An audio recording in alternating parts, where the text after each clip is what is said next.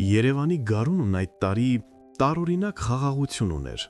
Քաղաքը կարծես հոգնել էր աղմուկից, ու փողոցներում մի մեղմ լռություն էր կախված, այն լռությունը, որում մարդիկ հաճախ իրենց սրտի ձայնն են լսում։ Նիկոլն արդեն 7 տարի էր վարչապետի ծանր բեռը կրում էր իր ուսերին։ Նրա օրը սկսվում էր լուսաբացին և ավարտվում կեսգիշերից շատ հետո։ Նա սովորել էր մարդկանց աչքերի մեջ նայել, պատասխանատվություն վերցնել, պայքարել, երբեմն նաև լռել, բայց կար մի բան, որից նա այդպես էլ չկարողացավ պաշտպանվել՝ մենությունից։ Երբ նրանք բաժանվեցին Աննայից, թվում էր դա անխուսափելի էր։ 25 տարվա համատեղ կյանքը, 4 երեխաները, որոնցից 3-ն արդեն չափահաս էին, իրենց հետ տարան մի ամբողջ աշխարհ։ Ամեն ինչ չկորավ միանգամից, այն պարզապես դանդաղ մարեց խոսքերի բացակայության, հոգնածության, պարտականությունների ծանրության տակ։ Աննան ընտրեց լռությունը։ Նա հեռացավ ոչ թե բարկությամբ, այլ հոգնածությամբ։ Նա այլևս չէր ճանաչում այն մարդում, ում հետ երիտասարդ տարիներին երազներ էր կառուցել։ Նիկոլը դարձավ երկրի մարդը, բայց այլևս չէր կարողանում լինել ընտանիքի մարդը։ Անցավ 3 տարի։ Աննան ապրում էր քաղաքի մի փոքր, լուսավոր բնակարանում։ Նա նոր կյանք էր սկսել, սովորելով նորից ինքնուրույն լինել։ Նա աշխատում էր, հանդիպում ընկերների հետ, երբեմն ճանապարհորդում։ Բայց երեկոները, երբ լռությունը ծանրանում էր, նա հաճախ հիշում էր անցյալը, ոչ թե ցավով, այլ մի մեղմ կարոտով։ Նիկոլը իր հերթին ապրում էր պետական տան սառը պատերի մեջ։ Շրջապատված մարդկանցով նա ավելի միայնակ էր, քան երբևէ։ Երեխաները այցելում էին նրան, խոսում էին, ծիծաղում, բայց այդ ամենի մեջ ինչ-որ բան էր պակասում։ Մի օր, անսպասելի, նրանց ճանապարհները կրկին հատվեցին։ Այդ օրը Երևանում անձրև էր գալիս։ Քաղաքի կենտրոնում բացվել էր մի փոքր գրական ցուցահանդես, նվիրված ժամանակակից հայ գրողներին։ Աննան գնացել էր այնտեղ պարզապես ժամանակ անցկացնելու համար։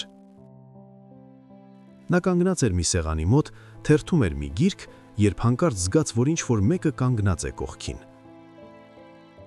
Աննա։ Ձայնը ծանոթ էր, շատ ծանոթ։ Նա դանդաղ շրջվեց։ Նիկոլն էր։ Նրանք մի քանի վայրկյան պարզապես նայեցին իրար, առանց խոսելու։ Այդ լռությունը ծանր չէր ինչպես նախկինում, այն լի էր հիշողություններով, չասված բառերով, բայց նաև ինչ-որ նոր անհասկանալի հանգստությամբ։ Բարև, ասաց Աննան մեղմ։ Բարև, պատասխանեց Նիկոլը։ Նրանք նստեցին նույն սեղանի շուրջ։ Սկզբում խոսակցությունը կարճ էր, սովորական։ Հարցրեցին երեխաների մասին, առողջության, աշխատանքի։ Բայց հետո ինչ-որ պահի խոսքը փոխվեց։ Գիտես, ասաց Նիկոլը, ես շատ եմ մտածել։ Աննան նայեց նրան առանց ընդհատելու։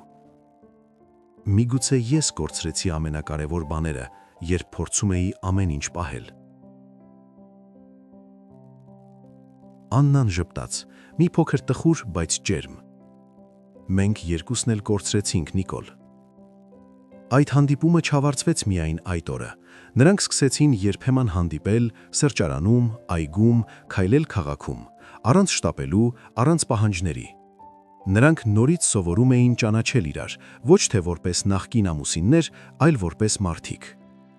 Նիկոլը սկսեց ավելի շատ լսել, Աննան ավելի շատ խոսել։ Նրանք հիշեցին իրենց երիտասարդությունը, սխալները, լռությունները։ Եվ մի օր, քայլելով կասկադի աստիճաններով, Նիկոլը կանգ առավ։ Աննա, ասաց նա, ես չեմ ուզում հետ բերել անցյալը, բայց ուզում եմ, որ մենք փորձենք նորից, ոչ թե այնտեղից, որտեղ կանգ առանք, այլ սկզբից։ Աննան երկար նայեց քաղաքին, լուսավորված լույսերով, հետո նրան։ Սկզբից, կրկնեց նա։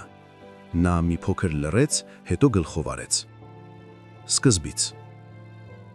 Նրանք չվերադարձան հին կյանքին, նրանք ստեղծեցին նորը։ Երեխաները սկզբում զարմացան, հետո ուրախացան։ Ընտանիքը նորից հավաքվեց, բայց այս անգամ ավելի հասուն, ավելի գիտակցված։ Նիկոլը շարունակում էր իր աշխատանքը, բայց այլևս չէր թողնում, որ այն խրի իր ամբողջ կյանքը։ Աննան մնաց իր անկախությամբ, իր աշխարհով, բայց թույլ տվեց, որ այդ աշխարհում կրկին տեղ լինի Նիկոլի համար։ Եվ գարունը, որ մի ժամանակ լուռ էր, նորից լցվեց ձայներով։ Այս անգամ ոչ միայն քաղաքի, այլ նաև նրանց սրտերի։ Գարունը կամաց-կամաց վերածվում էր ամռան, եւ նրանց նոր սկիզբը, որը սկզբում այնքան փխրում էր թվում, օրեցօր ամրանում էր, ինչպես նոր տնկված ծառը, որ դեռ բարակ էր, բայց արդեն արմատներ էր գցում։ Նիկոլն ու Աննան չէին շտապում ոչինչ անուն տալ իրենց հարաբերությանը։ Նրանք չէին փորձում վերադառնալ անցյալին, այն անուններով, այն ձևերով, որոնք մի ժամանակ կոտրվել էին։ Նրանք պարզապես ապրում էին, միասին, բայց նոր կերպով։ Մի երեկո նրանք նստած էին Աննայի բնակարանի պատշգամբում։ Քաղաքը լուսավորվել էր, իսկ հեռվում երևում էին Արարատի լուռ գագաթները։ «Հիշում ես», ասաց Աննան, «երբ առաջին անգամ այստեղից նայում էինք քաղաքին, դու ասում էիր, որ մի օր ամեն ինչ փոխելու ես»։ Նիկոլը ժպտաց, մի փոքր ամաչկոտ։ «Ես մտածում էի, որ եթե փոխեմ երկիրը, ամեն ինչ ինքն իրեն կկարգավորվի»։ «Բայց չկարգավորվեց, չէ»։ Մեղմ ասաց Աննան։ «Չէ», պատասխանեց նա, «որովհետև ես մոռացել էի, որ ամենամեծ երկիրը մարդուն ներսում է»։ Աննան երկար լռեց։ Այդ խոսքերը ծանր չէին, դրանք պարզ էին, բայց ճշմարիտ։ Նրանց հարաբերության մեջ ամենաբարդը վստահությունն էր։ Այն չէր վերադառնում միանգամից, այն գալիս էր փոքր քայլերով։ Մի օր Նիկոլը ուշացավ հանդիպումից։ Նախկինում նման բաները հաճախ էին դառնում վեճի պատճառ։ Այդ օրը Աննան պարզապես նայեց նրան եւ ասաց. «Կարևոր չէր ուշանալը, կարևոր էր ասեիր»։ Նիկոլը կանգ առավ։ Այդ մի նախադասությունը նրան ավելի շատ բան սովորեցրեց, քան տարիների փորձը։ Այդ օրվանից նա սկսեց ուշադրություն դարձնել մանրուքներին, զանգել, գրել, հիշել, ոչ թե պարտադրանքով, այլ ցանկությամբ։ Երեխաները նույնպես սկսեցին ավելի հաճախ հավաքվել։ Մի կիրակի նրանք բոլորը միասին նստած էին մեծ սեղանի շուրջ, ծիծաղը լցրել էր տունը։ Ամեն մեկը պատմում էր իր կյանքի մասին, կատակներ անում, հիշողություններ պատմում։ Աննան մի պահ նայեց այդ տեսարանին ու աչքերը լցվեցին։ Նիկոլը նկատեց. «Ինչ եղավ», շշնջաց նա։ «Ոչինչ», ասաց Աննան, «պարզապես մտածում եմ, որ սա կարող էր չլինել»։ Նիկոլը դանդաղ բռնեց նրա ձեռքը։ «Բայց կա»։ Ժամանակի հետ նրանք սկսեցին նաև դժվար խոսակցություններ ունենալ։ Մի երեկո, երբ անձրև էր գալիս, նրանք նստած էին սենյակում, առանց լույս վառելու։ «Ես քեզ նեղացրել եմ, չէ», ասաց Նիկոլը։ Աննան չխուսափեց։ «Այո»։ «Շատ»։ «Շատ»։ Լռություն տիրեց։ «Ես չեմ կարող փոխել անցյալը», շարունակեց Նիկոլը, «բայց ուզում եմ, որ դու իմանաս, որ ես հասկանում եմ»։ Աննան նայեց նրան։ «Գիտես ինչն է տարբեր հիմա»։ «Ինչ»։ «Դու չես արդարանում»։ Նիկոլը գլխով արավ։ «Որովհետև այս անգամ ես չեմ փորձում հաղթել խոսակցության մեջ»։ Աննան ժպտաց։ «Այս անգամ մենք նույն կողմում ենք»։ Ամռան վերջում նրանք որոշեցին մի փոքր ճանապարհորդություն անել, առանց անվտանգության մեծ աղմուկի, առանց պաշտոնական ծրագրերի։ Նրանք գնացին դեպի լեռներ, մի փոքր գյուղ, որտեղ ժամանակը կարծես դանդաղ էր հոսում։ Առավոտները նրանք արթնանում էին թռչունների ձայնից, խմում սուրճ պատշգամբում, քայլում դաշտերով։ Այդտեղ, հեռու ամեն ինչից, նրանք վերջապես կարողացան ամբողջությամբ լինել իրենք։ Մի երեկո, երբ արևը մայր էր մտնում, Նիկոլը ասաց. «Ես վախենում էի, որ դու երբեք չես ների ինձ»։ Աննան նայեց նրան, հանգիստ։ «Ես քեզ ներել եմ վաղուց»։ Նիկոլը զարմացավ։ «Իսկ ինչու մենք այդքան ուշ հանդիպեցինք նորից»։ Աննան ժպտաց. «Որովհետև մենք պատրաստ չէինք»։